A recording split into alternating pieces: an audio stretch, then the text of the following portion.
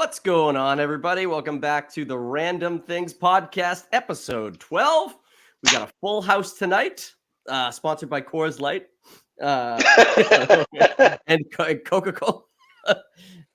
We got our, returning guys, John, Mike, and Dan. And then from episode 2, I believe, Jack is back. What's up, Jack? How you doing? Doing good. Jack is coming live from the United States Air Force. So his reception isn't that great. Do yourselves a favor. Donate some money to the Air Force every once in a while. Help Jack get some better Wi-Fi in his barracks. It's not going to go to him. It's gonna go to me. And socks and ass wipes. Stat. Yeah. Oh, man. What in the world? Hey, they invest in the ass wipe, all right? I'll be okay with that. Fine. It's fine. One of the guys on Dan and I's hockey team showed us that video of how to properly use the military toilet paper rations, where it's like you you fold it in half, stick it on your finger, you tear the finger off so you can wipe your ass, but then use your finger to clean out your asshole, and then you take the little piece and then you clean your fingernail with it. Yeah. That sounds like a lot of work. I'm just using 2 strands. That is a lot of work. That's why I always carry extra underwear in my pockets, tactical socks, underwear, whatever I have. Hell yeah. But it's the Air Force, so I don't really have to worry about not being near a toilet. So no kidding. That's true. It's incredible.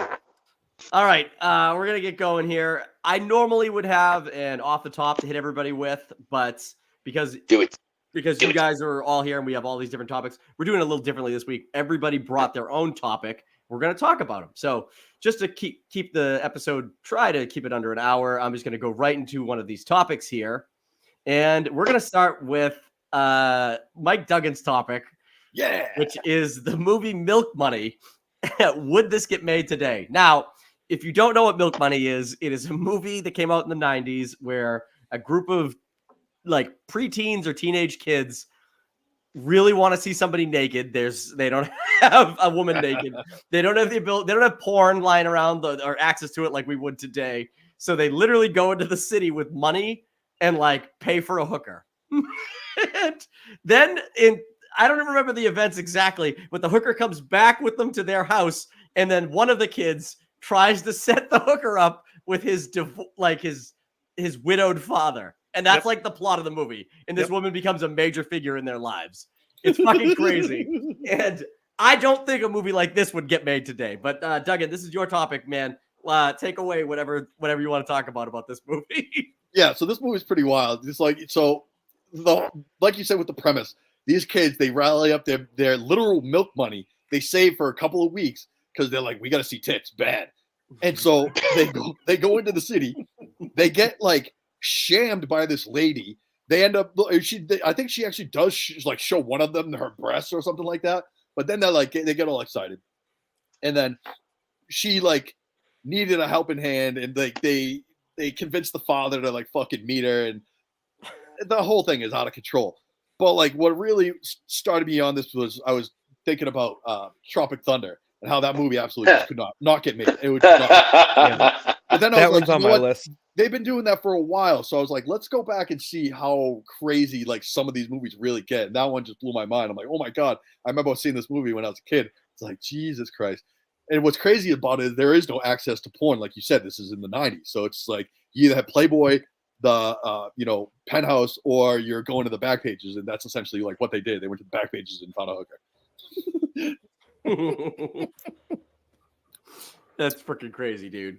Yeah, this I'm pretty sure that like there's a subplot of this movie where her pimp or whatever comes looking for her at the town and shit. But like she's literally stepping in. She's wearing, I distinctly remember this.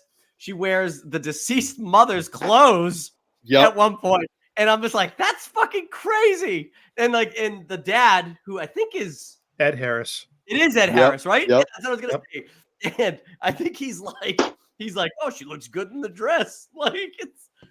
She probably does. She's probably way more stacked than your dead ex-wife. She'll fucking hook her. Well, now. Okay, so I just had to look up the premise again, just so we're all on the same page. So Melanie Griffith plays this prostitute. They actually do save their milk money, and they go get this lady. So she goes, you know what? Let me drive you guys home. That's where she goes into town, but the car breaks down, and then there's a mobster who is like her like pimp, I guess, realizes that like that's a good place to hide for them and to like make money. So they get complicated and like all this shit happens, but she ends up falling in love with Ed Harris. So they got to dispatch of the fucking pimp. Dude. She's fucking stacked too. Oh yeah. Like she really is. This is a great movie. This should get made again.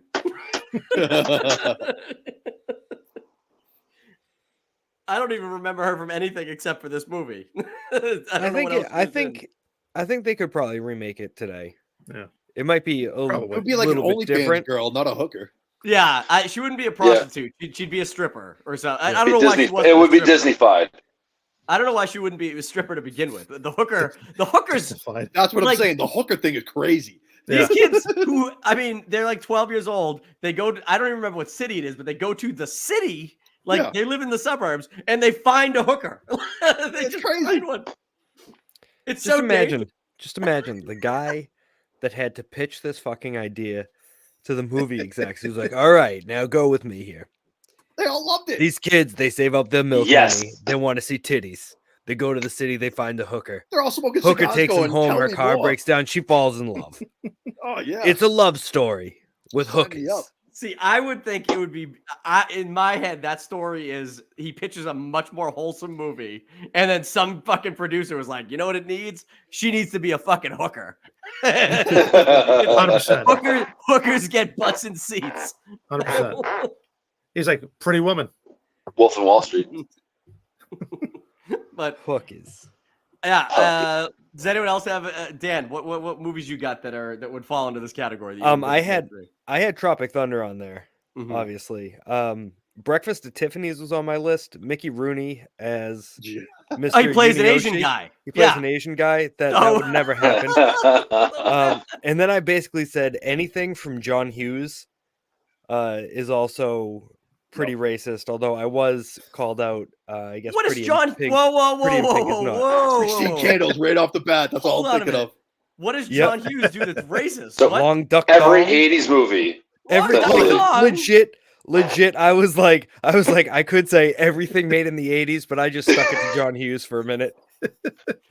I mean, you can say Airplane can't be made. You can say Police Academy can't be made. I mean, top 2 tier right there. I mean, you can also say like, oh, excuse me, technical difficulties. curtains. Thank you. I mean, we get at Bernie's. You could even possibly throw a Breakfast Club potentially. That's John Hughes. Yeah, that one I is a mean- John Hughes one. Breakfast Club is a stretch. But Airplane's I don't up know, there. a little bit. Oh, Some of it's Blazing pretty Saddles. graphic. Blazing Oh Saddles. God, pretty much anything Mel Brooks from the '80s too. Yes. Oh yeah. Yeah, you're right. I had Porky's as mine. Have Oh, you seen that yeah. movie? That movie's literally just like And Duffy, when was that movie made? 1981. Yeah, it's the '80s. All 80s. The '80s just Best said, you know what? comedy. Fuck it. Yeah. That movie's literally about like trying to get into a strip club. That's the Yeah. plot of the movie. And then like these fucking gross teens are cutting holes in the woman's bathroom. And there's like multiple scenes where they're just like, they want us to watch them. Oh, it's God, like it's so, crazy. so fucking, that would never get made today. Never. I think the name of the movie that I was thinking of was The Toy with Richard Pryor. Oh Remember my that? God. Oh, yeah. 100%. Yeah. 100%. They'll never be able to do that shit today. Dude, that movie, a rich white guy rents a black man so his son can play with him. Yeah. Like, Fucking crazy. never. Wait, Never. you say that wouldn't get made today? Weird. Holy shit. I can't believe it ever got made. I mean, Richard Pryor question. must have backed that completely. Like, this is hilarious. Dude, the Wonder Wheel spot is it's great. I love it. And when did that movie come out? The 80s. Yeah, Was it the 80s? Case That might have been the settled. 70s, but maybe, whatever. Same. It was late 80s, early 70s. That's fucking Christ. That was a Holy big shit. gap. Let me ask you something, though. Getting back to Milk Money. If you were Ed Harris in Milk Money and like this beautiful woman has fallen into your life and Like she's taking care of your kids for some fucking. I don't understand why you'd even let her stay, but like she's taking care of your kids. She's like going down to the school and like fucking with the teachers who are like being rude to the kids and shit. Sure. If you found out at the end of this, like that she was like a hooker, wouldn't you be like, gross? Well, have I slept with her? Yeah, maybe. No, I'm getting checked immediately. it depends on what city she was in and what her clientele looked like. I need Chicago. Jesus Christ, Mike. Chicago and in the south side of Chicago. So her clientele is dirty. Well, she was white, so let's not forget that. If I'm planning on keeping her around, I'm taking her to the hospital to get checked out, right? Along with myself, just to be sure. Wait a minute. You said breathing in the same white. air. What does that mean? Does that mean that the gross dudes would go by and be like, "Oh no, she's white though. I don't want her." No, it means that she's living in Chicago in the 90s, and I doubt her clientele is mixed.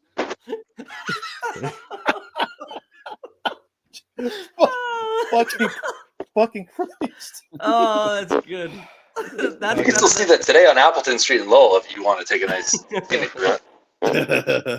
I like how Jack knows the street. have to drive by to get here. All right. That's good. We'll move on. That's a good topic. I like that. Thanks, Doug. Oh, man. We're gonna move on to John's topic next, just because it's the next one I've queued up here, which is it seemed like a good idea at the time. So, John, take this one away. It's pretty self-explanatory. So basically, my idea behind this entire thing was that we've all had those ideas that we were like, this is gonna be awesome, and then it goes catastrophically wrong. Just for the story for myself, I used to play with black powder a lot when I was a kid, and like all children do, like all children do, yeah. Like all caravan children do. I stole my dad's smokeless black powder on the regular, and my friends and we like to go ahead and make homemade devices, and is the best way of saying it. When we were kids, not now. To be clear, Dan, is it acceptable for you to be on the phone with him? I mean, on this call with him right now, because I can get him out of here if it's going to affect you. No, I think I'm fine. Anyways, long story short, we went to go light one specific one, and instead of like going ahead and having like a fuse that like was good for it, we used black cat fuses that we tied together, and ended up burning off my friend Alan Hart's eyebrows and mustache that he was growing at the time. Right, I mean, full on blew it right off. It's fantastic. Horrible idea. Could have gone a lot worse. When you started this story, I was under the impression that you were like an 8-year-old, but you're talking about a friend with a mustache. So you were too old. You don't know any 8-year-olds with mustaches? You were too old to not know you shouldn't have been making homemade bombs. You can't say bomb on an airplane. Homemade devices, Kevin. There's a big difference. Yeah. Sorry. Explosive devices. No, not even explosive. They didn't know it was explosive. You're a curious child still. Yeah. Just like you have to say caravan child instead of the real word everybody wants to say.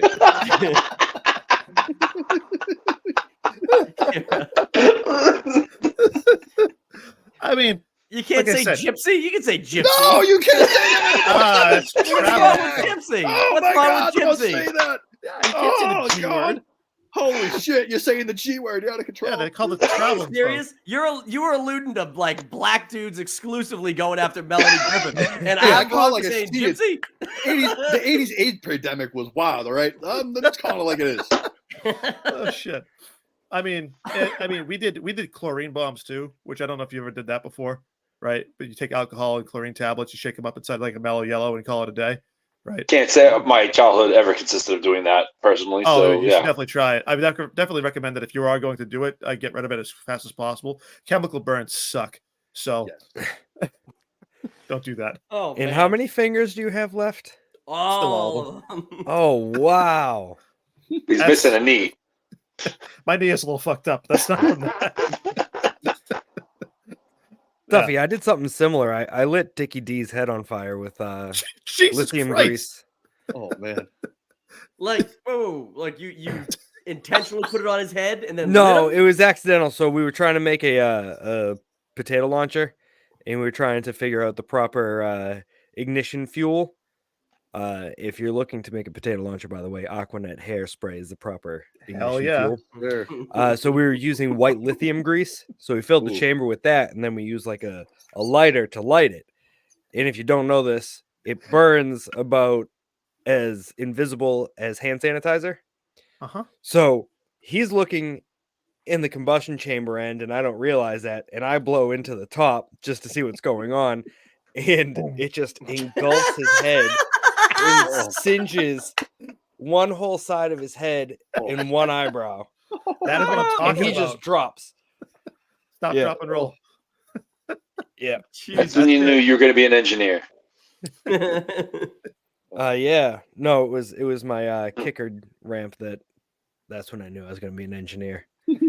And that's a perfect segue as well, if you don't mind me going next. Go Captain. ahead. Yes, go. In high school, I was a high school intern for the local access channel. As part of my internship, I was required to have a TV show. And my TV show was called A Stupido.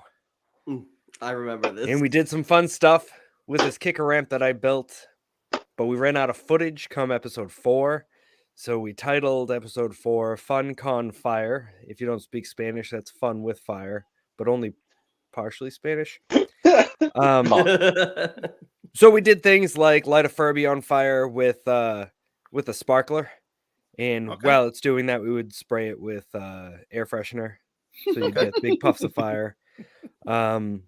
We also lit the kicker ramp on fire with gasoline under the adult supervision of my father. Oh, yeah. With the wisdom that was, watch out, it'll blow up in your face. Big Daddy Bags coming in strong. It aired at 9:30 in Woburn, but in Stoneham, for some reason, it aired at 4:30.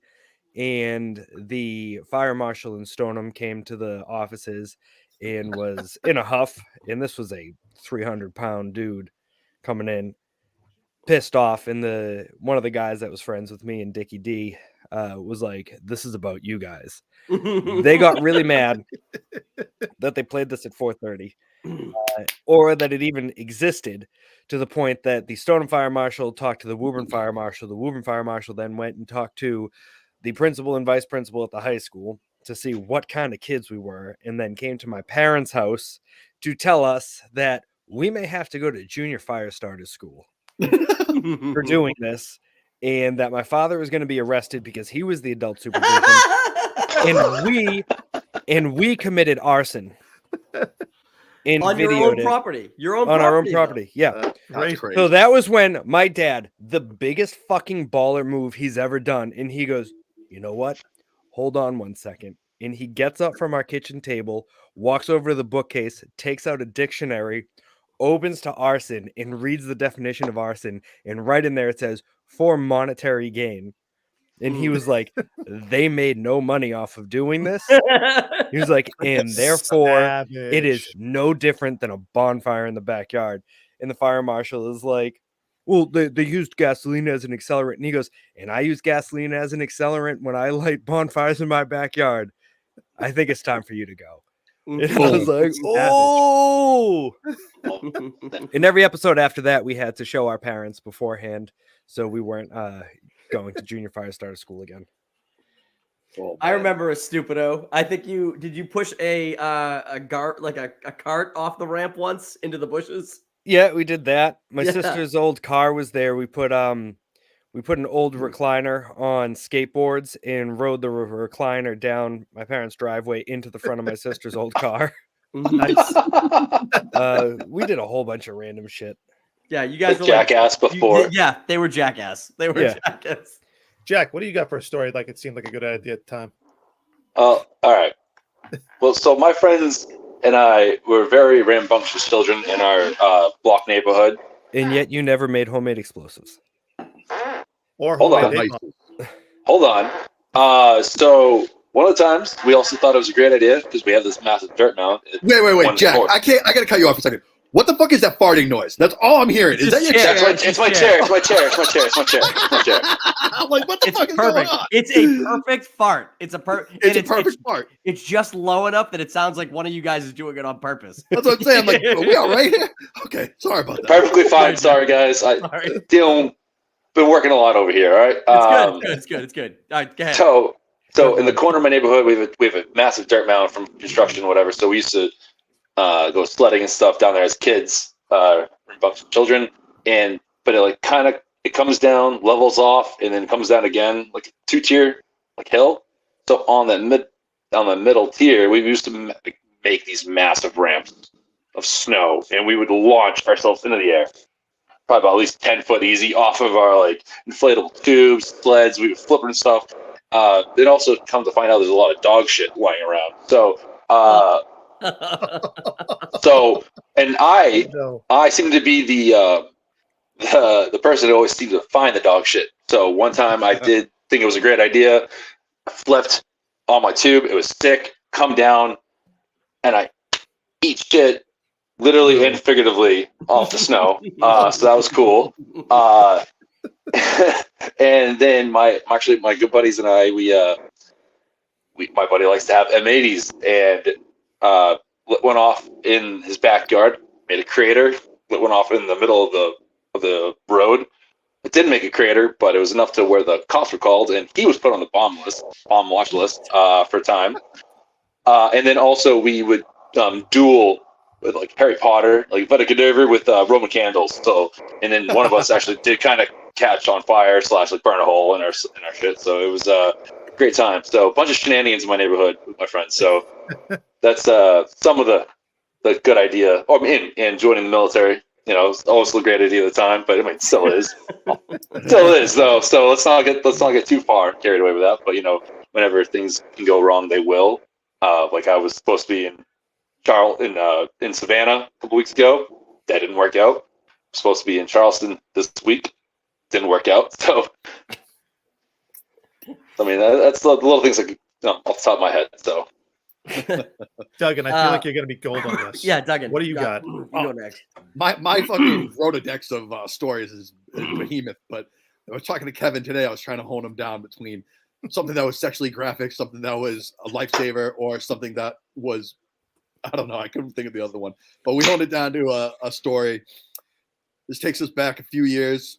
I want to say before you say it, I don't know what story you're going to say, but you told me that I was there. So whatever this is, I don't remember what it is. So I'm very curious. You will remember as soon as I started. So a few years ago, we decided to go and see one of our friends, Jesse, down in Georgia. We take a Explorer owned by Fred Chaldea. We fix it up. We hop in. It was myself, Kevin, Eric, and Fred. And I don't know if Scott came down after the fact, right? It was just he wasn't down there. It was just us. Okay. It was just the four of us. So we take a trip, drive down to Georgia. We all take turns. We get down there. We're all tired, stretching, whatever, and meeting everybody. So we start to get going. We're like, all right, we're gonna have a good time. We go out. This place is fucking sick for college. I mean, they have a swim up dive bar, pools, fucking volleyball, everything. It was just legit. So we're out there having a grand old time, getting a little saucy. And people playing volleyball. So my friend Fred, he goes to run to go grab the ball, and he stops for a second, picks up his foot, and he's looking at his foot, and I'm like, "Oh, dude, you got a piece of gum on your foot." So I fucking run over and ripped this piece of gum off his foot, but it was actually a piece of skin, and I ripped so much skin off, it went in between his toes, on his foot. He was paralyzed for the whole weekend. But this is just the tip of it. So the tip. This whole thing revolved around good idea, bad idea. This trip. So not only does that happen on the first couple of hours there, we decide to go to happy hour at a bar. Great time, right? We're all capable of drinking. Not myself. I ended up getting so fucking shit-faced, they have to carry me out of the bar, and I have to go back to Jesse's house. Later that night, we go back to the same bar. I go with my ID. They go, bro, you can't come in here. I'm like, why? I've never been here. He goes, do you not remember 4 hours ago? You were in here completely shit-faced. We had to walk your ass out. I'm like, oh, my bad. So we go to try another bar. What happens at that place? My fucking friend's shorts are too long in this place. Your shorts are too long past your knee. You're wearing flutters. You're not wearing shorts. You can't come in. Okay. let's see what else happens. Hours later, this kid is in a fucking turf war with the SEC, goddamn Florida Gators, and fucking who else? I don't know. They were barking up a storm, and he's in a truck waving his fucking hand. I'm like, Eric, get the fuck down here. What are you doing? And not only that, throughout this whole weekend, I get so shit-faced. I pass out on the floor, wake up the next morning, soaking wet, wondering why I'm wet. And someone's like, yo, you pissed yourself. I'm like, pissed myself? That could be 1,000 things. Why would you be I told pissed? you guys. I just They tell us this part of the story. Yeah. I go, nope, that's pissed myself. So that was the good idea, bad idea weekend for us. hold on. Because that's my favorite part of the story. Because you literally woke up on the floor and you did one of these. Like everybody came in and started making noise, and you just went like, kind of like leaned up like this, and I could see that you had a stain on your shirt all the way up. And you had like it was like a button-up shirt. It was blue. You covered it, and I was like, dude, I think you might have pissed yourself. And you went, Kevin, that could be anything. and then you're like, I'm gonna go to the bathroom really quick. You went to the bathroom. We went to the pool. You met us at the pool. You didn't say anything. You popped in the pool next to me. You looked at me. You go, yeah, that was piss. That's the story part of the story that we heard. I didn't know anything prior to that. I'm not gonna lie. The skin tag, I forgot about that. That's okay. It was massive. Like a huge amount of skin. You get some gum stuck to your foot. So not as severe as that. Just a real quick story. So my buddy and I thought it was a great idea this time when we were fishing up in Maine in our kayaks. That hey, our thighs are pretty white. Let's get some color on them. So we hike them up. Irish pasty white thighs. Myself and my close buddy of mine, and we go out fishing. We're out there for like 8-10 hours, and it's a bright sunny day. We didn't think about it until we're like, oh, the thighs are kind of red. All right, let's pull the shorts down. And then we get off and we go back to my Nana's house, and she's like, you guys are red. And we're like, you haven't seen our thighs yet. And we go, oh my God, they started blistering. Like later on the day, we're showering, we're crying in the shower, trying to crank it up. And it was just, oh dude, I was peeling like my whole leg down, like from like the short line down to my knees. It was the most painful thing I've ever experienced in my life. It was great idea, bad execution. Oh God. 3rd-degree burn. Nice. But I never experienced the whole peeling of somebody else's foot off somebody else's piece foot. of gum, like he was gonna eat it. I thought wanted to get it off his foot. Yeah, that's what I thought, because we were playing volleyball and it was like next to a parking lot. So, and when he looked at it, I'm like, oh, you got a piece of gum on your foot. I'll get that for you, buddy. Weep. And it was just like this long, like this thick. It was like a piece of bacon. The best was he did not know that it was his skin because he let you do that. Yeah. It happened fast. Jesus Christ. Oh shit, Jesus that's skin. Christ. He didn't continue to play volleyball. That was No that might have ruined Fred's trip, honestly. Like day one. I've seen some foot skin flaps in my time, but I never once go, oh, I think that's gum, and just ripping them off my friend's feet. I was drinking. That's good. Kevin. So my stories, I'm sure if I thought about it, I've more than this, but I had a summer where I was a real piece of shit. And yeah. Last kind summer? of no, it was I was the summer before that. No, I was in middle school. And I was hanging out with some less than awesome people. Savory is the word you're looking for. And so Jack and John won't know this at all, but Dan and Duggan will know. You know Blueberry Hill? Oh yeah, Woburn? That's my shit. You know, in Winchester, if you're going down like it's a cross street or something, and you look up, you can see the cliff face of Blueberry Hill. Yeah? Yeah. So me and I want to say a couple, like it was like Anthony DaCosta and that kid David Sprague, like people I haven't talked to in like 30 years. And they decided it was a good idea. We decided, I was definitely part of it. It'd be fun if there's a fence that separates the houses from the cliff face. We walked on the other side of the fence across the entire cliff face. It started in Anthony DaCosta's backyard, and we walked all the way across this thing. Halfway up, it's a cliff face. So there's maybe 5 feet of solid ground and then a cliff drop off. And I'm up against this fence. I'm like, oh my fucking God, why did we think this was a good idea? Oh my God. And we're going across this thing slowly. And then the fucking people who live in the houses, they see us back there. And this guy's like, hey, what are you doing back there? That's not safe. What are you doing? And like, he's yelling at us. And we're fucking like little prick 13-year-old kids. So like, fuck you, buddy. Fuck you. Don't you tell us what to do. We're walking. Like, and this guy's like, oh, you think so, you little shit? I'm calling the cops. So he goes, well, yeah, he's calling the cops. Why would he call the cops, right? He called the cops. And so at this point, we've made it too far that we cannot go back the way we came. Like, we got to keep going. So we end up walking all the way around. And as we get to the bottom of the hill, there's a fucking cruiser waiting for us. And I'm like, oh my God, this is my parents are going to kill me. They're going to kill me. And I look at everybody else I'm with. I'm like, it's your fault. You people get into trouble like this. I don't get into trouble like this. Like, and so they drove us all home. I'm in the back of a fucking cruiser and they drove me back to my house. My mom and dad are there. And oh my God, they were so fucking mad at me. Like, my mom's never laid a finger on me. She slapped the shit out of me the second those cops left. Like, my dad didn't get involved because he was like, honestly, I'm pretty sure he was like, I'm gonna fucking kill you. He was like, I'm too mad. If I do anything, yes, death. If I try and hit you, I won't stop. Like, it was like, so that was probably the dumbest thing I've ever done in my entire life. And actually, that might have been the summer after. But I remember Anthony DaCosta made terrible decisions, but this kid this isn't a me bad decision, but I was there. So this kid, you were there. I was there, but I did. When I tell you what he did, this is 100%. You're gonna be like, well, he's a fucking idiot. He had a condom. He had a condom. I like where this is going. Tell more. He pissed. Filled it with piss. Jesus Tied Christ. it up like a fucking water balloon. And he was like, piss condom water balloon. Yep. I'm gonna put it in somebody's mailbox, right?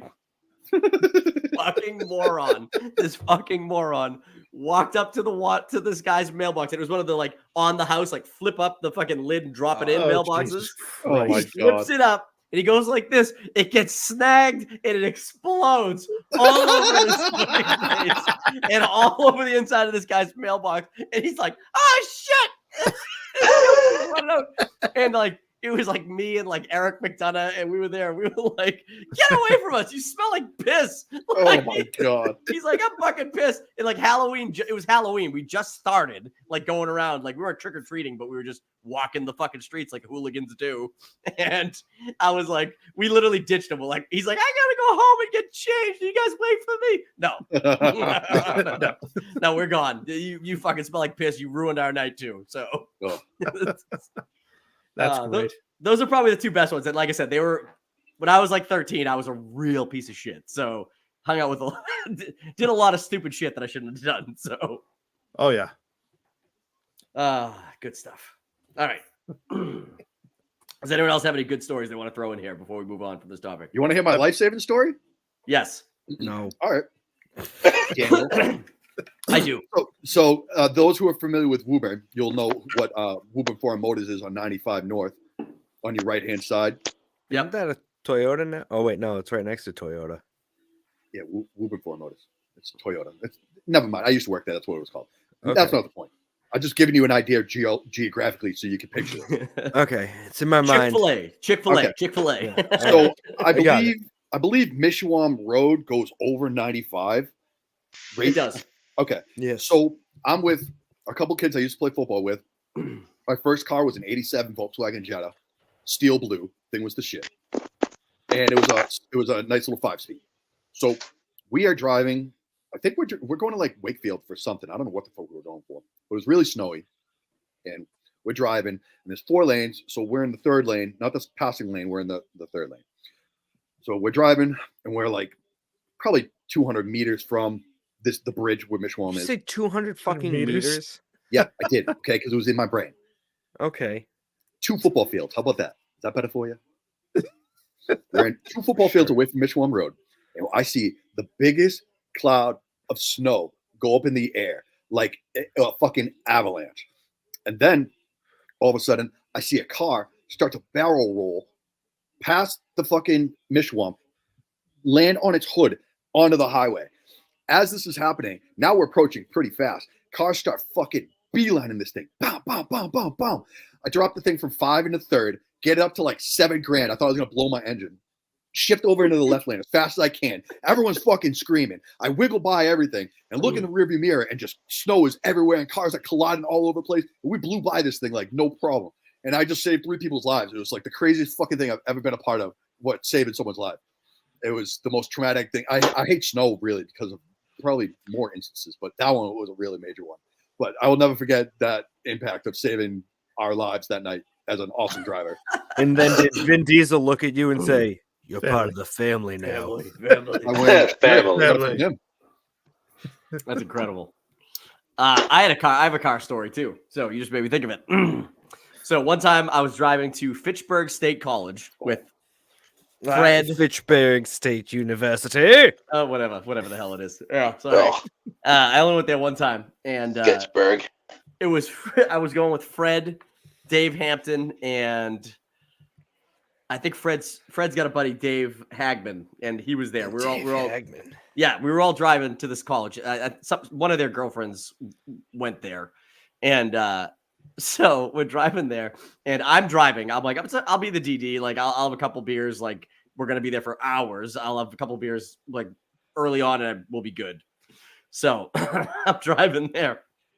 This highway construction that has happened, and I haven't noticed the cone. I didn't notice the first cone when we were there. Like there was like one cone, and it was a mile apart from the next couple cones. So all of a sudden, it's like, oh, we want this construction coming up. You might want to get over. So I just see the next cone, and I'm like, okay. I cut left because I think that the construction is going to be on the right side, and I have cut into the construction lane. And I'm driving, and everybody in the car must have been paying better attention to the driver because I was like, I'm driving like, you're in the wrong lane. You're in the wrong lane. This is the construction lane. And I was like, oh shit. So like, next cone, I cut back, and I was like, I wasn't anywhere near where the actual construction was, but for the way that everybody was reacting, you'd think that I was like about to hit a fucking like a tow truck and go off on a fucking jump. Like, it was terrifying. Oh man. But the best thing that came out of that weekend, and this has nothing to do with, sounds like a good idea at the time, but the joke is totally mwah. And I owe it to Fred for coming up with it, but I think it was Fred. One of the girls who we were going to see, her roommate is the heiress to the Edie's Ice Cream Corporation, right? So she was saying this on the way there, and everybody's having a discussion like, oh man, like, what does she look like? Because she's going to be fucking loaded. And then Fred goes, it's not going to be worth it. Let's just put it this way. He goes, she Edie's everything. And when you saw this, if you saw this girl, you'd be like, oh my God, like she does Edie's everything. I've never seen a bigger person in my life. It was incredible. And I was like, and everybody, Nelly must have been there because I swear to God, Nelly for a second was like, like, is it worth instantly changing my position in life? Like, but I don't know. That was pretty damn stupid. I would have taken a couple scoops off her. Fuck it. I don't. Jesus I am telling you, you wouldn't have. She looked exactly like Andre the Giant. Oh, my type. Awesome. With like one band? She had the same curly fro. She was like, her arms were like as wide as my torso. Like, she's a good hugger. She stormed into the room and she said, hello, everybody. Anybody? Oh yeah. Oh no. So that was good. Shit. She Edie's everything. So. I will, for a reference, say this, Kevin. You'd be surprised at the type of chick that I've hooked up with. I would say that I don't know if I'd be surprised, Duggan, but I think you would have drawn the line at Edie. I mean, if I'm getting soft served all over, I mean, fuck it. Duggan strikes me. That is Horrific. Fucking hell, Duggan. Wouldn't expect anything less. Duggan strikes me as an equal opportunity employer. Oh, facts. 100%. I never shy away. All right, let's move on. Jack, this is going to be your topic. Yes, it is. So, Jack started watching Masters of the Air on Apple TV. Has anybody watched it? Not yet. Haven't seen it. No. I'm going to. I like to be able to get like 2 or 3 episodes. Yep, me too. Well, ahead, that's so the that best way I thing. can- Sorry. What? Please continue. Go. Sorry. No, that's it. I'm done. Talk. So they released the first 2 episodes. Shut up, John. I'm not listening to you. They released the first 2 episodes last Friday, and I was like, oh, 2-episode release. I mean, everybody's doing that thing now. 2 or 3 episodes, kind of get some easy episodes into something that leads you into maybe like a cliffhanger, waiting for more. This show has been nothing but just amazing. From the get-go, it opens up with like they released it on YouTube, but I saw it was like a little look-in clip to the show, and it was the first 8 minutes, and it starts off with a bar scene with a couple guys. They're going to ship out together, with a couple gals, and then they kind of joking, talking, and then the last like 30 seconds is one of the B-17s just falling on fire, and they're trying to like right the ship, and I was like, this is gonna be amazing. And that's how the first episode opens, and the Austin Butler, who plays Elvis, is Elvis in as a pilot. It's incredible because he's like this cool cat from Wyoming, and the other dude, forget his name, but he's the brother to Newt Scamander in Fantastic Beasts. He's like if you want to compare to Band of Brothers, he is the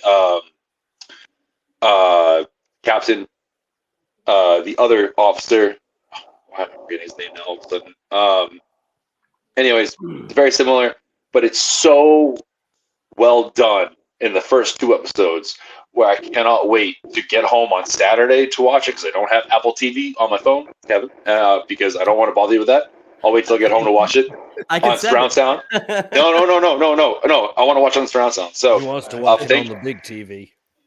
Yeah, but thanks to Kevin, I was able to actually watch these first 2 episodes, and with my old man, who's also an Air Force guy himself. So we're both sitting there watching. I'm like, when it was done, I go, oh my god. All right, I gotta ask you. I cannot wait. Okay. I really want to ask you because it's like a big production show. You said that it's from the producers and the writers of Band of Brothers and the Pacific. It's the third part of basically the Band of Brothers. Okay. Like of everything. So.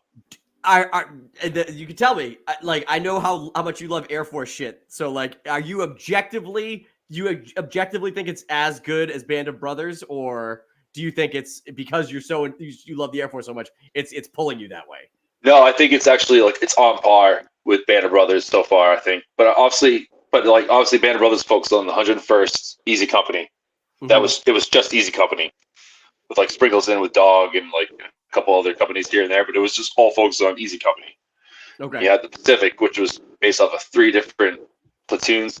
If someone hears this and is angry at me, I'm sorry, I'm not fluent in Army lingo, but it's the first, but it's like three different stories together. I watched the Pacific. So far. I never watched Band of Brothers, but I did watch the Pacific. What?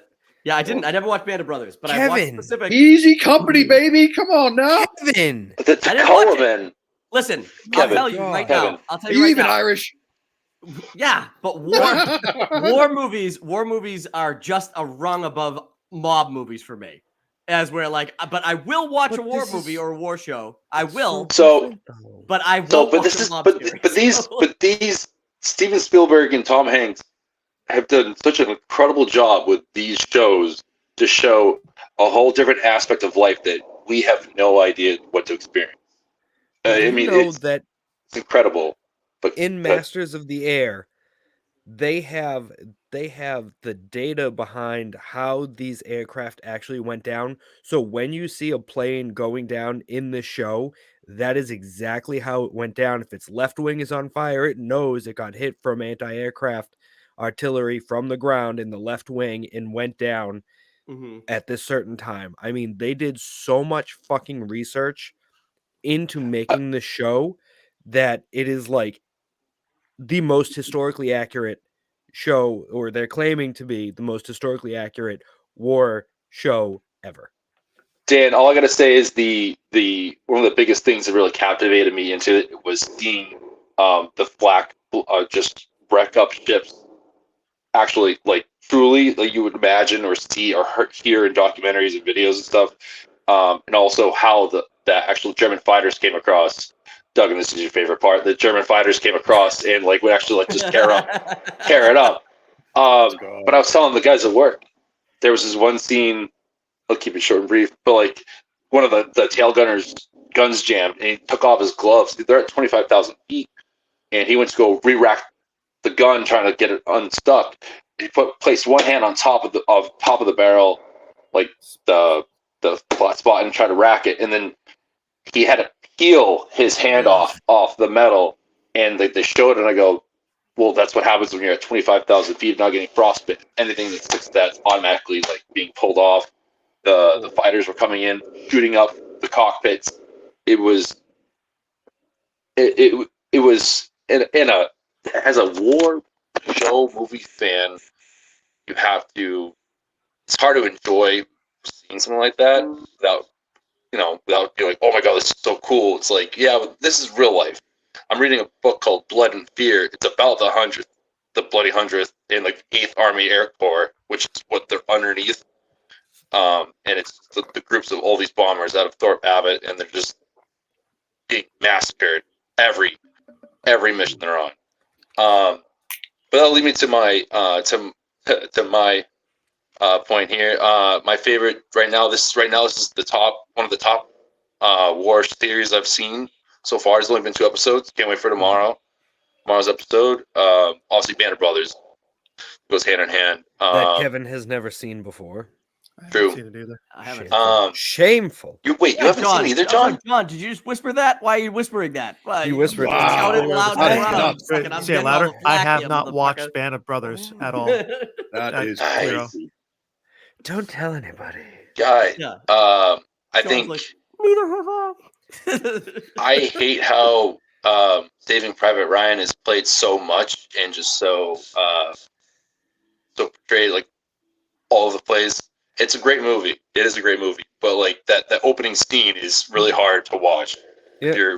If you're any understanding of any war, of any family members or anybody's history, that is a very hard opening scene of any movie.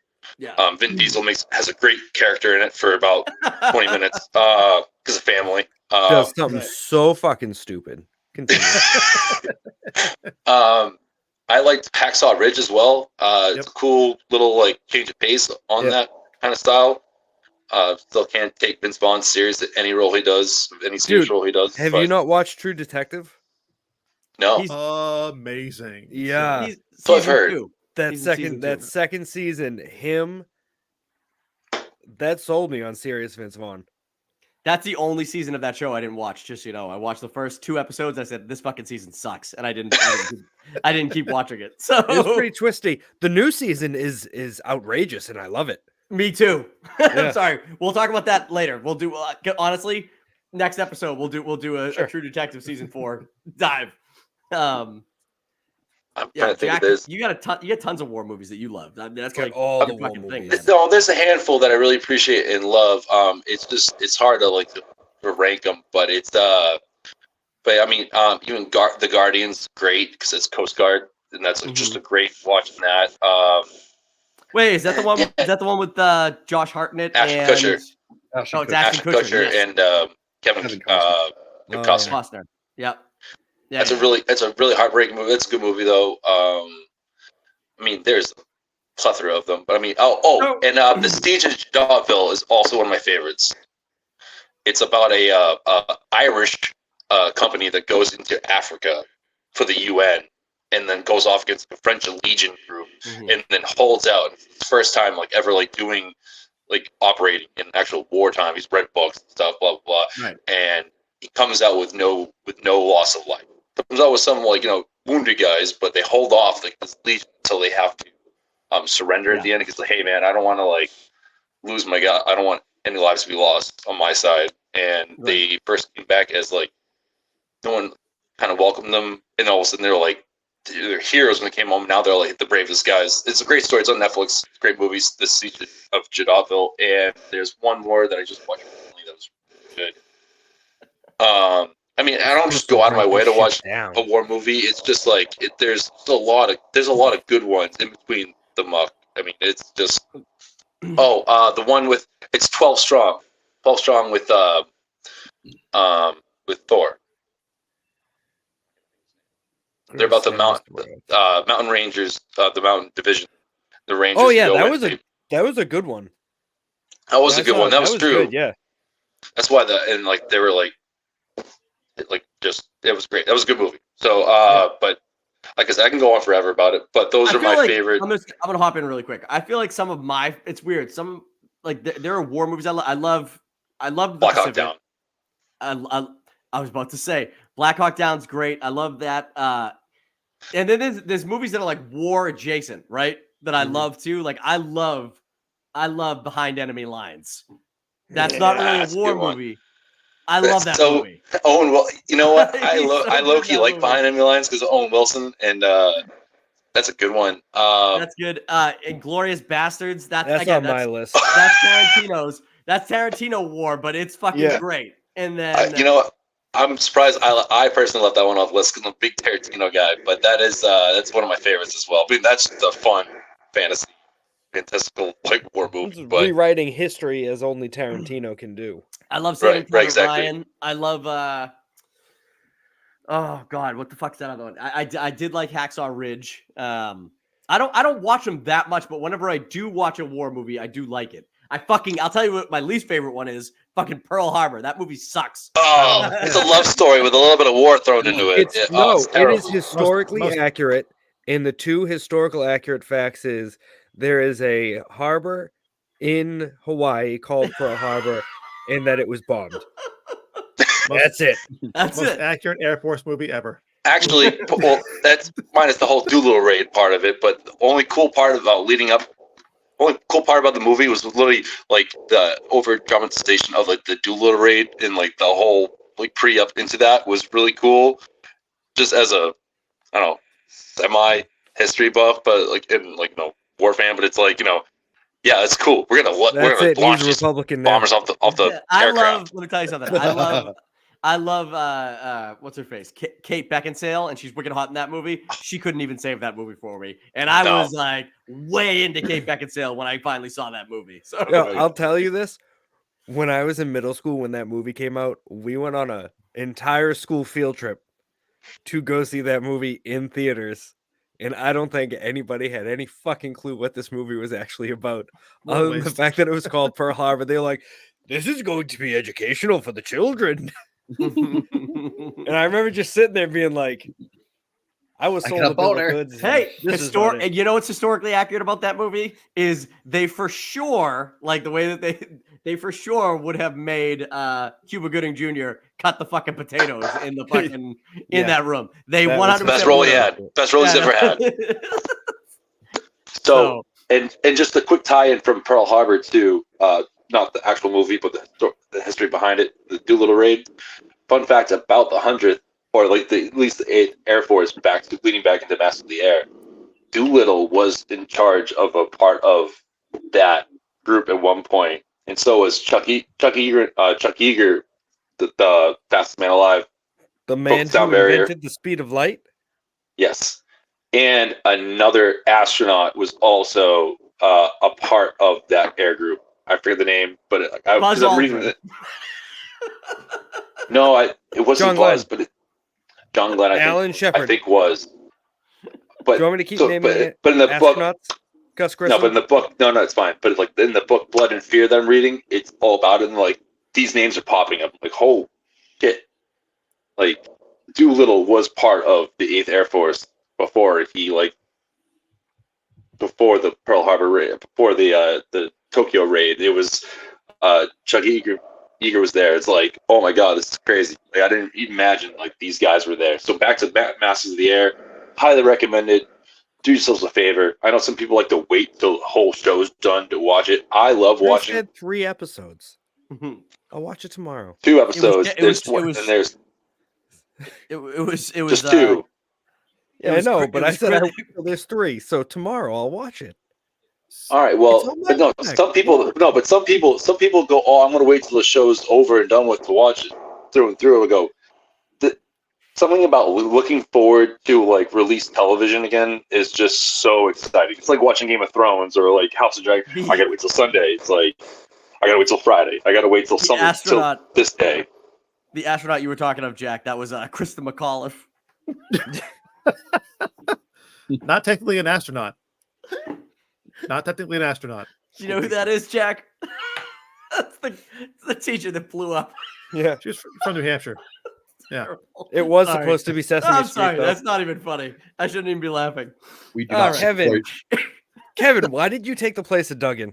It's just about as it's just about as Duggan loving Nazis and this stuff. He doesn't love Nazis. He just loves talking about them. Yeah, I'm not a Nazi hater. Stop. I'm not a Nazi lover. I'm a Nazi enthusiast. Oh, that's worse. That is somehow worse. And one more thing though about my war movies series. I look at the track record of Nazis, and I'm just like, I'm decided. Jesus Christ! Oh my god! One last thing. So, and back to Band of Brothers real quick. Do the thing. I don't have it anymore. I deleted it. I didn't think we would talk about Nazis. I thought we were good after 2 Good. Duggan's here. It up. So Band of Brothers, right? You two, John and Kevin, need to watch it because it's amazing. But in Bastogne, I've been there. And I've been in the foxholes for the 101st Easy Company we're at. And it is one of the most incredible, humbling places I've ever been in my life. I mean, I've been to the wall, I've been to monuments, I've been to like things, but I've been to the woods overlooking Foy. And it was the most, and the foxholes are still there to this day, kept by time, filled in by time. And everybody loves Americans there. There's monuments, there's everything, like just, oh, you're American? Oh, what can we get you? What do you need? It's like, no, we're just tourists. We're just trying to picture it out. But it is one of the most eerie and amazing places I've ever been.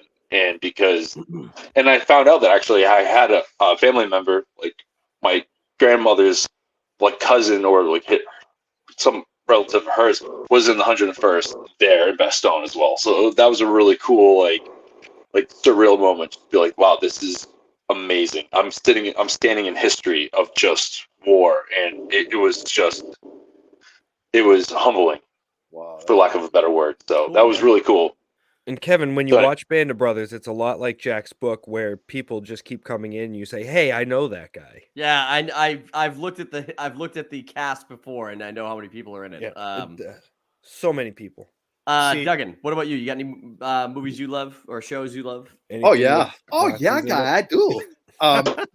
My old man, he was MP in the Marines, so him being retired from the Marines, he always loved that shit. So I'm fully equipped with war movies and such.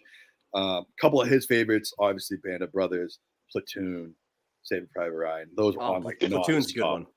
But some of my favorites, right off the bat, I don't know if anybody's seen this. Men of Honor. It starts Cuba Gooding Jr. and De Niro.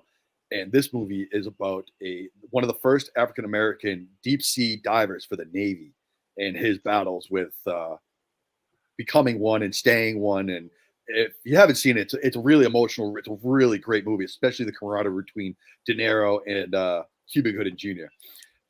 It is, but I still hate Cuba Gooding Jr. as an actor. Yeah, it was his early days, so I kind of let it go before he started getting goofy. I mean, once radio came out, I fucking shut him down. But Snow Dogs, I think it's really, really like. Some of the other great ones, Dunkirk.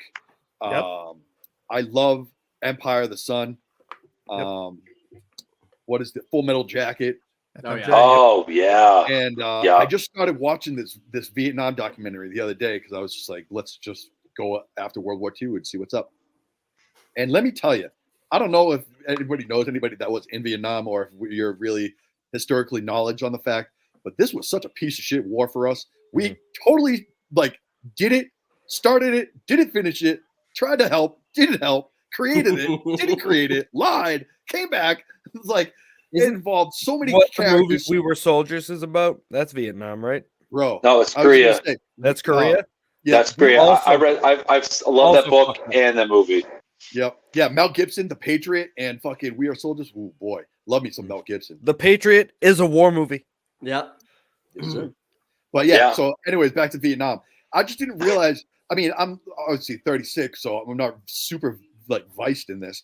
But No, I but just you're didn't- getting there. Oh, I'm getting there. You're on the I just way. didn't realize You're now older white man who's now will be a history buff that's turning Republican. Now, if you're- Republican, baby. Thank you, Shane Gillis. Love you. So I just didn't realize that I thought it was just like, oh, South Vietnam needs help from Ho Chi Minh and we're just going to be the heroes. No. That wasn't even the fucking case at all. You have to backtrack a little ways and really realize that the idea of America was like, oh shit, communism is going to take over the world. We can't have that shit. And they thought, smart people in our government was like, well, China's communist, Russia's communist. I think it's just going to trickle down the Pacific, and then sooner or later, Vietnam will be taken, and then next thing you know, Australia will be communist, and we can't have that shit, so we got to stop it. So they end up fucking putting money and power into Ho Chi Minh after he travels the world as a goddamn sailor. He's so viced in all these things. The French, British, China, fucking Indochina, all these places are trying to get Vietnam. And we're the assholes who are supplying guns and money to their war. And then when it gets out of hand, we go, oh, we can't have this. And then we got to backtrack and fucking, we got to get Ho Chi Minh out of here. And then we got to have to send in 1 million fucking troops for 20 years for no fucking reason. It was, I was in shock when I was watching this. I was like, no fucking way. We were really that assholes? Like, I thought we were bad going to like Iraq and Iran and shit. No fucking chance. This was the dumbest move I think I've ever seen ever. It was crazy. Yeah. Why do you think it was so highly protested? Now I see. I'm learning. I thought it was just a hippie movement. I didn't realize this was that serious. Oh man. John, what do you got? You got any movies or shows you like that are war related? Man in the High Castle. Fuck yes. It is Now such you're a talking good my fucking lingo, show. baby. Shut up, Duggan. Right? I cannot recommend Man in the High Castle enough to most people. Right? It's a historical retelling of what happens if Germany and Japan win the war, right? And how they go ahead and they cross the sea to the United States and what they do here, right? It's fantastic. It's Fantastical wonderful. movie. It's a wonderful fucking show, right? I like Glory. Glory is one of my favorite fucking war movies of all time. I was gonna say Lord, Glory. That's the Yeah. good one. Yeah. And I love Schindler's List. Dude, I love Schindler's List. Schindler's Of course List you is do, fucking Duggan. fantastic. Of course you do. Hey, if you don't notice that subtlety red jacket, are you even watching the movie? How can you not notice it? Everything Well, else is those who black are and white. colorblind- Everything else is black and white. Honorable mention for me is All I'm not Quiet talking about on the the Western color. Front. Oh, The original yeah, or the good one. remake? The old one Yeah. or the new one? The new one. I like the newer one personally. Yeah. Yeah. 1917 was cool too. That was a great movie. I haven't gone yet, you motherfucker. I was gonna say that. Nobody said anything about World War One. Dan, I'm so sorry. Dan, I'm so sorry. why Dan. don't you go? Why don't you go? But don't say everything except Pacific. 1917. We've already talked. No, you can say it. I'm sorry. I took it from. 1917. All right. It's a good year. World War Great One. flick. That's a good one. The best World War One movie is Wonder Woman. Ah, yeah. Hell yeah. Fucking trash. Just garbage. No, I just feel that 1917 was done well, and I feel that at the same time, in a world where so many movies are done about World War II, for them to come out and be like, you know what, let's do World War One, and I feel like it kind of came around the same time that Peter Jackson did the recoloring of actual footage from World War One. What is it? May They Never Grow Old or something. Yeah. Yeah, that one. Isn't that Peter Pan? Yep, it was Peter Sam Pan. Jackson. Sam Jackson. did Sam that. Jackson. Oh, right. Okay. Not very Peter good. Pan and Got Sam it. Jackson together. I know what he Uh, meant. Oh, Yeah, jeez. and you guys literally stole fucking everything I wrote. I was Everything going else. to go True No, Detective. So you I'll bastard. ask, does Oppenheimer count? Yeah, Yeah, absolutely. of course. It's All right. I haven't seen- it's I war haven't seen it yet. related, but you don't see any like combat. War related. It is the It's- war, Kevin. That is the war. It is the that entire one, war. That one The bomb war. was the war. It is the Don't biggest No, explosion even ever. Duggan, see it. Duggan, it's the end of your war. It was the end of your war. Yeah, we continued Argentina, my man. We're doing fine. I mean, if you really want to get real technical and real deep on that, the stories, the shit that happens down in Argentina, if you don't do the research on it for yourself, right, is fucking dark. It's terrifying. real It's dark. fucking terrifying. The whole continent is dark, John. It's just a hot mess. But The Southern doctor of Hemisphere. death that they had, the doctor of death that they took from some of the concentration camps that was extremely well known, that went down there and he was literally mutilating Here we people go. on a regular basis. Yep. Right, I cannot stress enough how they have little Bavaria down there. Right, Oh my god. The yeah, bank it's systems. fucking bizarre. It's Right, nuts. it's dark beyond dark. the only note I'm gonna make now at the end of this segment is that I appreciate all the history that's gone into making of some of these most amazing and pretty much accurate movies and series that have come out and are coming out. It is just we have no idea of what these men, women have been through, and it is just incredible. horrifying. So, and what they're doing is horrifying and incredible at the same time. And Right. and I enjoy watching history in a kind of a dramatized way sometimes, but you can never forget what's been sacrificed. So on that note, we can end my segment and we can totally move on. So but on that, Thank you Wait, for your Kevin, service, I'm Jack. surprised you didn't say you're not supposed to thank them. You're supposed to just buy them a beer. Hey, that next beer is on me. Yeah, there you go. Kevin, I'm surprised you didn't say Star Wars. It's not. I was talking real wars. It has war in the It was name a of it. real war many Yeah. galaxies ago. The How many Outpost on galaxies Netflix is ago? also wicked good too. Who? The Outpost on Netflix also wicked good. Oh yeah, that was a good one. All right. We'll move on to Dan's topic, which is Yeah. Your favorite premature Gilbo. gators. No, you didn't call it the right thing. You were Nah, supposed to put I didn't like the way you exactly called what it. I fucking called didn't it. like what you called it. I couldn't What do even you call it, understand. Danny? I couldn't even understand what you were talking about. Gate with how you Halo. worded it. Gate Halo. Halo, what the fuck, people? I love this topic. John, we know he told us about Fucking this today. hate Gate. I hate. I don't know Gate what Halos. language you're speaking right now, Daniel. A Gate Halo. The Do you people travel- laying around do you outside of it. travel? Do you travel by air? I thought you were making fun of the people who like gatekeep the video game Halo. That's what I thought too. Gate Halo. Which would be Jack, by the way. Do that you, would be do you Jack. travel by air, Duggan? I travel by land, air, and sea. Okay. From the halls of Montezuma to the shores of Tripoli. Okay. So when it's getting close to the time Well that done. it says they're going to start boarding the plane, Oh, you have the halo of people that That's me. start to form around the entrance of the fucking gate to get to the plane. It's the And worst. you know that every single one of those motherfuckers is boarding group D, and they're just fucking standing in the way. I shit you not, when I was coming home from California, I was at LAX, and I fly JetBlue solely. That's it. I'm Mosaic, so I get premium boarding. I get to go on after the crippled people. hell yeah. So they call If you slant your eyes a little bit, you might just not even need to. You just Yeah. fucking walk right in there. they Little okay. Shane Shane. Gillis action. Jesus Yeah. Christ. So they call Mosaic, and I'm with my wife, my son, my parents, my father-in-law, and my sister-in-law. Oh boy. I didn't whole book them all caravan. together. I didn't book them all together. I booked me, my wife, and my son together. So just the three of us are Mosaic. So we get up and say, "See you on the plane, everybody." And we go and get in line, and there are so many fucking people in this line. I'm like, there's no way there's this many Mosaic people here. And I see people going up, having their things scanned, and the woman is looking at them saying, Not time. "Get out of line. Get out. You're not this boarding group. We're only boarding Mosaic right now." Next person, "We're only boarding Mosaic." This next person that was right in front of us, she looks and she's like, "This says boarding group D. We are For only dumbass. boarding Mosaic right now." And then she gets on the thing and she's like, "We are only boarding Mosaic." if you have anything other than boarding group Mosaic, do not get in the line. You will not be boarding this plane. It was just the longest fucking line. I mean, these planes aren't that big. And I'm like, the amount of people in this fucking line right now is like half the fucking plane. And they think that they're just going to get on because they're like, well, I'm smart. I'm boarding group D. And, by the time all these people get on, they'll be calling us in already. So I'll be the first D on there. I don't know. I can't fucking stand people. Like, why?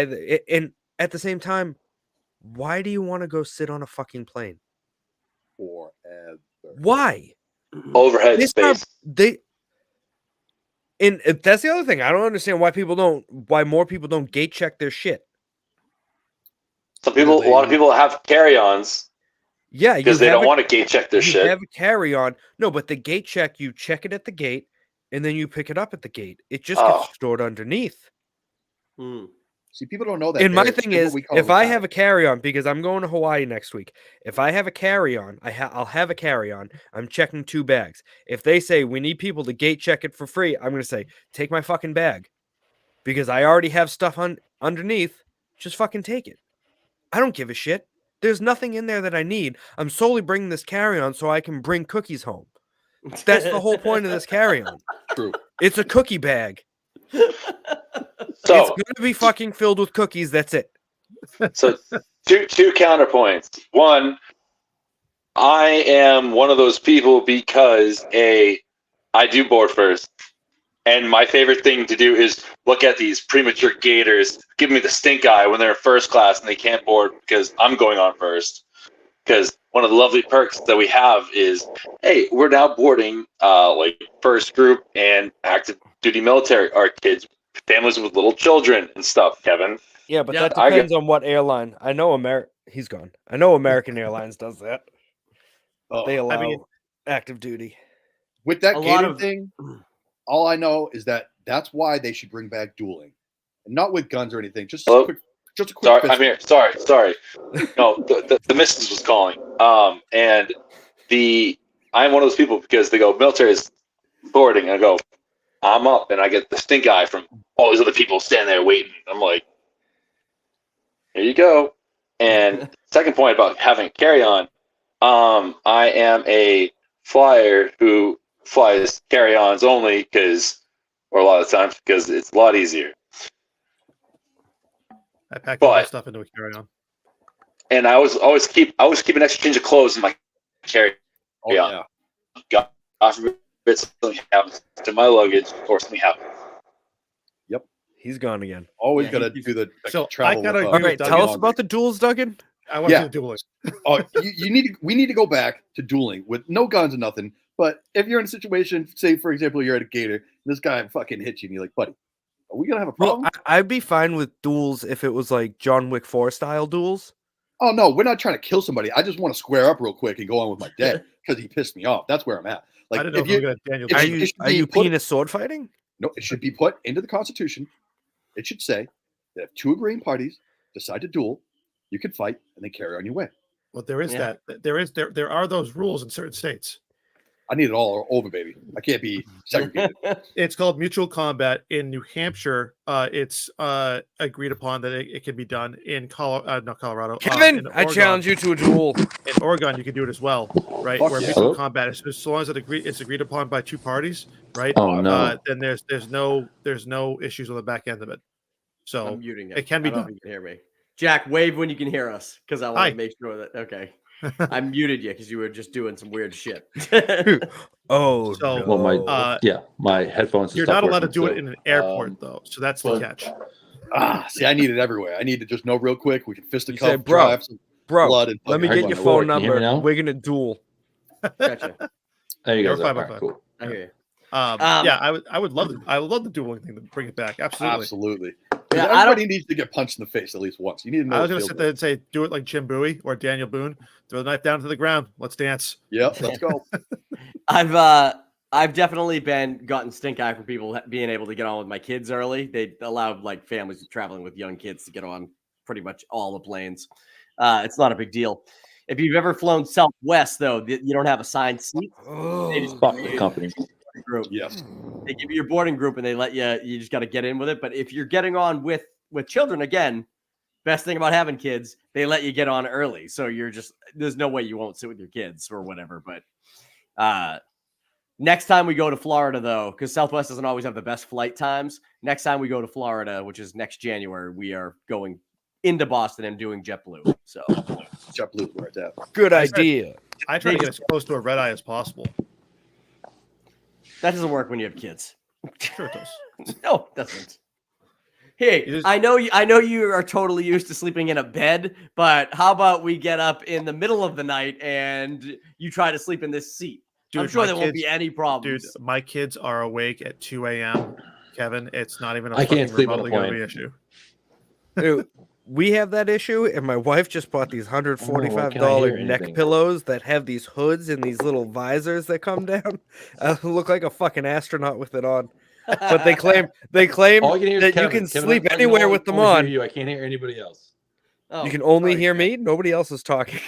Oh, that's good. No, you can only hear me. Oh, they claim to be the best neck pillows out there. We're going to give them a test because Try to it's come 12 and a off half the mic. hours. Yes, leave and come back. I'll remove you. It's 12 and a half hours out straight shot from Boston to Honolulu, and then 9:45 back Honolulu to Boston straight shot. And You that guys flight should have back- planned. You guys should have planned your Disneyland trip for this week. No, because it's only me and Amanda going. Oh, okay. Yeah. And the flight back leaves Hawaii at like 3:30 in the afternoon their time and arrives next day in Boston at 6 a.m. Ugh. Ugh. Yeah, and then we have to come back to a 3-year-old. Fun stuff. Yeah, so we're gonna try and sleep. Amanda wanted to get the first class on Hawaiian Airlines, but it was gonna be $1,800 extra per person. And I said, "Ooh, we're not doing that." My wife's been trying to get me to book a trip to Santorini for her, well, for us, right, for our anniversary, and it's just never gonna fucking happen because she wants to fly first class. Like, absolutely fucking not. It's so fucking expensive. How long is the flight to Greece? That's what, 10 hours? Well, you stop at Heathrow, and then you might have to stop somewhere else as well. I can't remember, but Heathrow is like a 10-hour flight, I believe, and then it's another. Not if you're on the Concorde. And then I believe it's another 12 hours after that, so it's like a 22-hour flight overall. Something stupid. I feel like that's too. Sorry, I feel like I'm that's sorry, too guys. I long. just came back in late. Santorini. He's flying. John's wife wants him to fly to Santorini. First falconing, and then you want to go Santorini. Where is that? Pacific? We've never talked about falconing on here. Please don't. Yeah, I mean, John I'm wants. Falcon. Yeah, I think my longest flight is from here to Dubai. I did from here to Dubai to Djibouti and then back. Jesus Christ. Wait, you Djibouti's a did great name. from Boston to Dubai straight shot? Yeah, on Emirates. That's crazy. Did you get the sex out in Dubai? No, I got the middle seat. It's in the middle seat. Oh, great story. So the reason why I went to Dubai, I was a parts courier for my uncle who worked Vin Diesel was for there. Western Global Airline, who's now not a thing anymore. And he was a head mechanic, like chief. He's like, hey, I need a part to go to Djibouti. Do you want to like work for like 3 days and get paid? I go, fuck yeah, I'll go travel. It's sick. And so, but what I didn't know, it was a massive like wiring harness. Like imagine like a wiring harness that you put in your car to like to hook up to like the stereo and stuff, but like oversized aircraft size.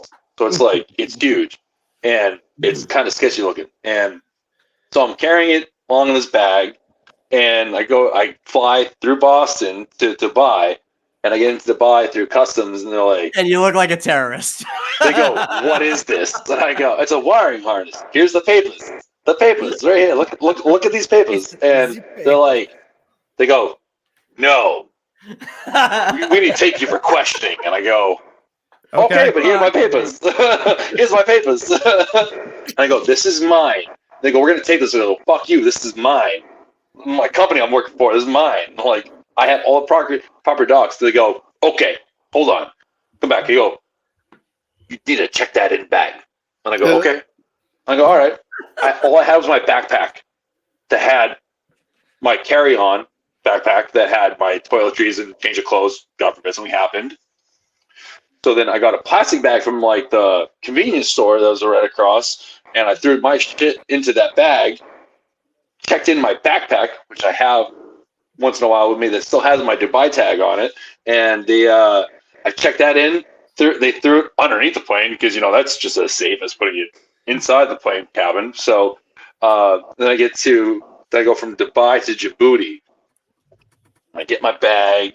I'm like, fuck you, this is my bag. And then I was in Djibouti for like 23 hours, and I was scared to touch anything, look at anything, like taste anything. There's free booze and beer and like sodas and stuff in the fridge. And I was like, I don't know if I want to touch it. Yeah, it was crazy. And the funniest part was like rolling up. I was on a bus, met the guys that I was meeting with, got on a bus to the hotel, and it's like all I see is desert covered in glass and rock and shards and shit. And then we go to like this hotel, right? It's right on the coast, nice looking hotel. And then there's a Djiboutian, if the best way I can describe him, holding like a rusty ass AK-47 right outside the gate of it. And I go, all right, this is where the American gets captured and loses his life. It's cool. Jack, what were the seats like there? Were you sitting on Djibouti? I was sitting on my Djibouti. That's right. That's right. I heard Djibouti was kind of dirty. Fucking Kevin. Yeah. Did you wipe Djibouti? No. They didn't have the military grade ass wipe there, so military grade. They didn't have the Air Force standard. No, but it was cool. But like for the flight to sorry, go ahead. Boston to Djibouti was so long. It was like an 18-hour plus flight, I think.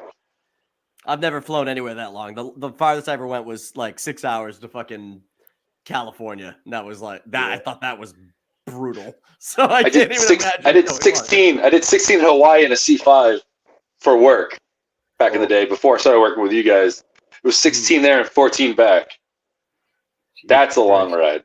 No layover. That's because the Galaxy is slow as shit. Compared to an airliner. Yeah, it's a fucking massive military bus. I know. It's a feat in itself how it gets off the ground. I watched it take off. I'm like, how is it in the air? I know. We also hit a mean headwind going out there, so it didn't help. So I've done that twice, and it's been long. But we're up in the troop deck, so obviously, and with like a bunch of space, I'm like laying out, trying to figure out how to keep myself entertained for like 16 plus hours without sleeping. Now, question I have for you about flying inside a C5. Does the C5... First 17, so... What? I prefer a C-17, but go ahead. Well, yeah. But mine's specifically about the C5. So, can you hear the engine whine that the C5 has the entire time you're flying in it? Whole time. That's atrocious. So the whine that you're talking about is probably not what... How do you know the C5s, by the way? So I can try to put this perspective. Aficionado right here. I am an aircraft aficionado. Okay, so we have the M models C-17 now. as well. I prefer the C4. We have the M models now, which are quieter. The C5M? Yeah. Okay.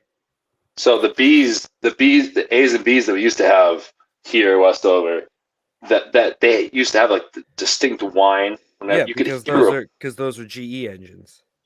You could hear them before you saw them. Yep. Now they're quiet, and the C-17s are almost louder, almost louder than the actual C-5s. But yeah, we have to wear either ear pro headphones or whatever when we're inside the whole time. Yeah, that's terrible. I just know the P-52s. Oh no, you just ruined my joke. Sorry, got there first. Took you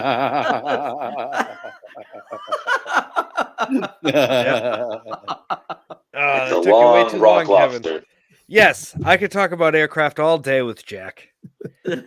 Jack, I know the whine also because I went to Westfield State and Westover was not far away. So wait, the C5s hold on. You're an owl? You're an owl too? Whew.